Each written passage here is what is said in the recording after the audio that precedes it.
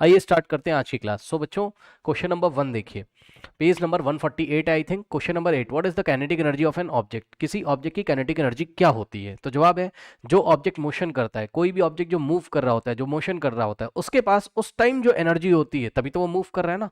तो किसी मूव करते हुए या मोशन करते हुए ऑब्जेक्ट के पास जो एनर्जी होती है, उस एनर्जी को हम क्या बोलते हैं? Kinetic energy. So kinetic energy की डेफिनेशन बन सकती है क्या? Kinetic energy of a body is possessed by the body which is in motion, या काइनेटिक एनर्जी possessed by, या kinetic energy is the energy possessed by a body due to its motion or virtue by its motion। ठीक है, तो ये हो गई आपकी definition. अब एक दो कुछ एग्जांपल यहाँ पर आप दे दीजिएगा। ठीक है बच्चों, देखिए, kinetic energy is the energy possessed by a body by virtue of, या ड्यू टू इट्स मोशन भी। बाय वर्च्यू ऑफ की जगह आप क्या लिख सकते हो?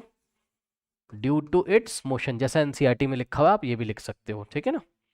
ओके स्टूडेंट्स, उसके बाद कुछ एग्जांपल यहाँ पे दे दीजिए, जैसे कि बच्चों यहाँ पे देखिए, यहाँ पे आप देख सकते हो,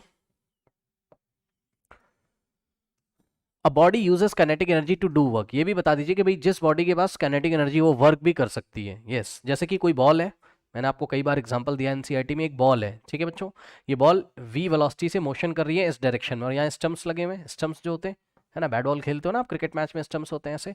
तो ये बॉल जाएगी और स्टम्प्स पे इस तरीके से हिट करेगी, और स्टम्प अपनी पोजीशन से डिस्प्लेस हो जाएगा। ठीक है ना।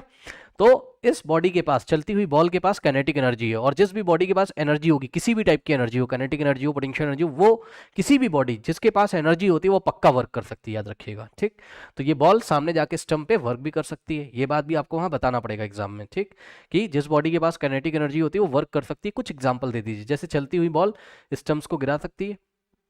ठीक, और भी एग्जाम्पल आप देख सकते हो, kinetic energy of hammer is use in driving a nail into a log of would. ठीक, ये एनसीईआरटी का एग्जाम्पल हमने यहाँ लिया हुआ है।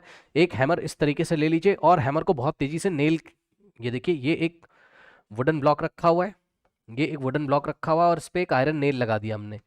ये आयरन नेल हमने ऐसा लगा के रखा है, और यहाँ से हम हैमर लेके आएंगे, ये हैमर है, और जैसे ही हैमर को हम इस पर हिट करेंगे, करेक्ट, तो चलता हुआ जो हैमर आ रहा है उसके पास काइनेटिक एनर्जी है, और इस काइनेटिक एनर्जी की हेल्प से ये नेल के ऊपर, आयरन नेल के ऊपर वर्क कर सकता है। जिससे वर्क करेगा तो आयरन नेल कहाँ चली जाएगी? वुड के अंदर। ठीक, आयरन नेल के ऊपर फोर्स लगेगा और इसमें डिस्प्लेसमेंट होगा, ये वुड के अंदर धस जाएगी, इस तरीके से पेनिट्रेट करके अंदर चली जाएगी। ओके, उसके बाद kinetic energy of air is use to run windmills. Okay students, जो विंड मिल्स होती हैं, ठीक, आपने सुना होगा पवन चक्की जिसको बोलते हैं हिंदी में। ये देखिए, ये विंड मिल है कोई, और ये विंड मिल की ब्लेड्स हैं, ये ऐसे। ठीक, जब हवा चलेगी, ये इस तरीके से हवा चलेगी। हवा चलने का मतलब है कि जो एयर के मॉलिक्यूल्स हैं यहाँ पे, ठीक है, एयर में जो मॉलिक्यूल्स हैं, वो मॉलिक्यूल के पास कुछ ना कुछ मास होता होगा और कुछ ना कुछ वेलोसिटी होती है, और जहाँ मास और वेलोसिटी होती है, याद रखिएगा, काइनेटिक एनर्जी का बच्चों फॉर्मूला होता है, मैंने आपको बताया हुआ है क्लास में। काइनेटिक एनर्जी का जो फॉर्मूला होता है, ई का मतलब एनर्जी, के का मतलब kinetic. Kinetic energy is equals to 1/2 mv²। Okay students, तो एयर के पार्टिकल का कुछ ना कुछ मास होता होगा, कुछ ना कुछ स्पीड होती है, तो एयर के पार्टिकल्स के पास क्या होती है? काइनेटिक एनर्जी होती है।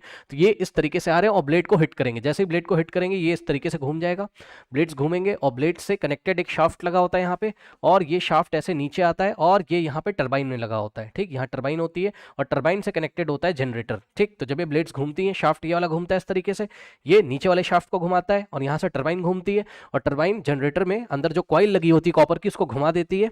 ठीक, इस तरीके से अब इलेक्ट्रिसिटी कैसे जनरेट होती है वो तो क्लास 10th में आप पढ़ोगे। ठीक है ना, उसकी आप टेंशन छोड़ो अभी आप। ठीक, फिर यहाँ पे जनरेटर चल जाता है, और इस तरीके से इलेक्ट्रिसिटी आप प्रोड्यूस कर सकते हो। तो वही लिखा हुआ आपकी किताब में, क्या? Kinetic energy of air is used to run windmills. Okay, जो एयर के पास काइनेटिक एनर्जी होती है उसकी वजह से हम विंड मिल्स को चलाते हैं, जिससे हम इलेक्ट्रिसिटी भी जनरेट कर सकते हैं। ठीक है, तो ये कुछ एग्जांपल्स दे दीजिएगा बच्चों, और चाहो तो आप यहाँ फॉर्मूला भी लिख सकते हो काइनेटिक एनर्जी का, 1/2 mv²। एम क्या है? मास ऑफ द बॉडी, और वी क्या है? यूनिफॉर्म स्पीड, जिस यूनिफॉर्म स्पीड से बॉडी चल रही है, या जिस यूनिफॉर्म वेलोसिटी से बॉडी स्ट्रेट लाइन में चल रही है। ओके, नोट कर लीजिए।